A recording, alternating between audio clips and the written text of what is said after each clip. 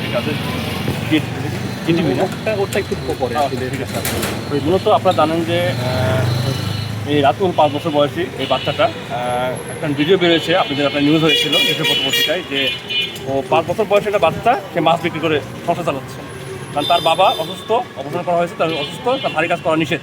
যে কারণে তার ওই রাতুলের মা সন্তান সে হচ্ছে সেও কাজ করছে এবং তার 5 বছর বয়সী এই রাতুল সেও কাজ করছে এবং মাছ বিক্রি করছে এই বিষয়টি।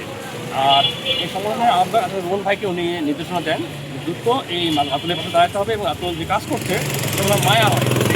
আর তার প্রেক্ষিতে আমরা টিমটা আমরা আজকে এসেছি এবং রাতুলের পরিষদ দেখা সাক্ষাৎ করলাম এবং পাশাপাশি রাতুল যে কাজ করছে এই বিষয়টা নিয়ে আমরা প্রধানমন্ত্রী ভবন অলরেডি রিপোর্ট করেছি যে রাতুলের খোঁজ পেয়েছি এবং রাতুল যে কাজ করছে তার প্রেক্ষিতে আমরা পাশে দাঁড়াবো এবং আজকেই যাবো। আর আজকে আসলাম এবং রাতুলের পরিবারের তার পিতা যে অসুস্থ তার চিকিৎসার জন্য আমরা কিছু আর্থিক সহায়তা করলাম মাননীয় প্রধানমন্ত্রীর পক্ষে।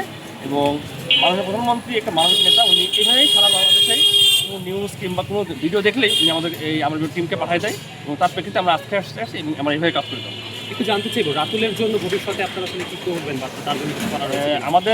আমাদের এই টিমটা অল টাইম রাতুলের খোঁজখবর রাখবে, ও যেন পড়াশোনা করতে পারে এবং ওদের পরিবারে কোনো সমস্যা না হয়। বিশেষ করে ওর বাবা যখন কাজ করতে পারবে না, হয়তো কোনো সমস্যা তো আমার কাজ করতে হতেই পারে, সেক্ষেত্রে আমরা চেষ্টা করবো যেন ও যেন কাজ কম করতে হয়, ও যেন পড়াশোনায় ফিরতে পারে এবং পড়াশোনা চালা যেতে পারে, সেজন্য যদি কোনো পদক্ষেপ নিতে হয়।